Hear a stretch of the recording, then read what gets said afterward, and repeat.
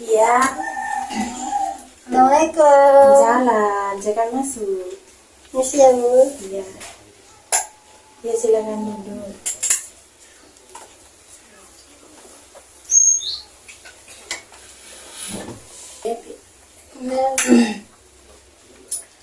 Ini dengan Mbak Sania ya yang kemarin menghubungi saya. Saya Sania Bu. Sebelumnya perkenalkan, nama saya Firda. Mbak Sania bisa panggil saya Bu Firda. Baik Bu. Ya, Mbak Sania kesini naik apa? Saya naik sepeda motor Bu. Sendiri. Sendirian Bu.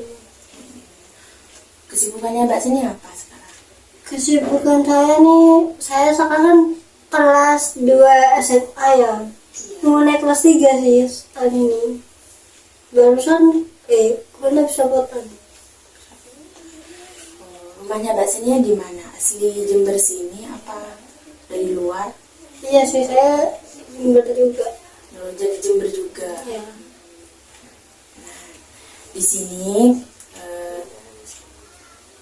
saya mau ngasih waktu sesi konseling ini 30 menit sampai 40 menit. Bagaimana? Apakah Mbak Sania setuju? Ya, baik, saya setuju. Cukup Bu. Cukup itu ya? Cukup. Oke. Nah sekarang kita mulai ya.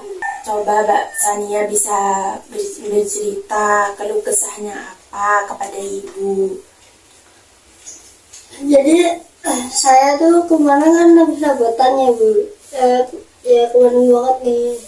Nah ternyata tuh ya nilai matematika saya tuh turun. Padahal semester sebelumnya tuh kelas 2 tuh saya bagus terus.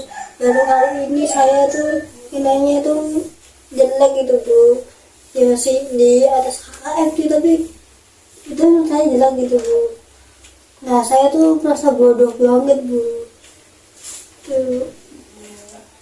Selain itu, apa lagi yang Mbak Sania rasakan? Saya tuh merasa gagal gitu. Kenapa nilai saya kok turun dari sebelumnya? Saya tuh kepikiran gitu Bu. Gimana kalau saya tuh nggak dapet sebenarnya tuh kan mau dia ya Bu. Gimana kalau saya tuh nggak dapet kampus yang ini yang bagus gitu Bu. Saya takut gitu. Kan udah kelas 3 saya. Mau ke kelas 3. Jadi itu ya keluh kesahnya Mbak Sania. Dari pertama tuh nilai matematikanya. Dari sebelumnya yang masih kelas 1 SMK itu bagaimana nilainya Mbak Sania? Bagus sih, kayak 90-an gitu. 90-an. Terus untuk yang kemarin ini Kayak 80. Tapi ya, jadi saya kepikiran ada yang beberapa sanwaltikan ya. Ada yang itu di 5 gitu. Jadi bahasanya tadi bilang bahasanya tuh nilainya tuh turun, nggak dapat 80, dapat 75 itu ya. Nah terus bahasanya itu merasa takut gagal. Nah, terus bahasanya itu merasa bodoh itu. Nah coba sekarang pola pikir seperti itu diubah menjadi pola pikir yang positif. Misalnya ini kan yang pertama itu kan nilai turun bahasanya tuh gak puas karena nilainya tuh 75. Nah, jadi bahasanya tuh berpikir yang positif. Bahasanya tuh bilang kayak bahasanya tuh merasa puas dengan nilainya bahasanya meskipun 75, alhamdulillah gitu. Lebih banyak bersyukur lah gitu ya. Nah terus yang barusan tadi bahasanya tuh bilang bahasanya itu takut gagal gitu ya. Nah bahasanya tuh dengan merasa takut gagal itu diubah. Aku yakin aku pasti bisa gitu dalam ujian ini, dalam ujian akhir ini gitu. Yes.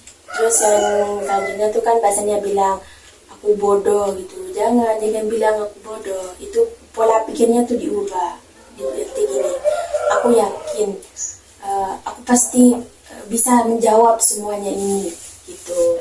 Gak semuanya nggak semuanya orang nilainya turun tuh bodoh, seperti itu. Ya, ya saya mungkin akan coba ya Bu, saya masih ragu. Ragu itu hal yang wajar bahasanya, tapi titik barusan itu adalah salah satu cara mengubah pikiran negatif menjadi positif. Nah, jadi bahasanya perlahan-lahan mengubah semua pikiran itu menjadi positif, seperti yang barusan saya sampaikan kepada Mbak Sania. Perlahan-lahan saja juga. Apakah masih ada yang mau Mbak Sania ceritakan? Oke, saya pulang dulu ya Bu. Oh, iya. Duluan ya Bu. Ya, hati-hati ya. Ya.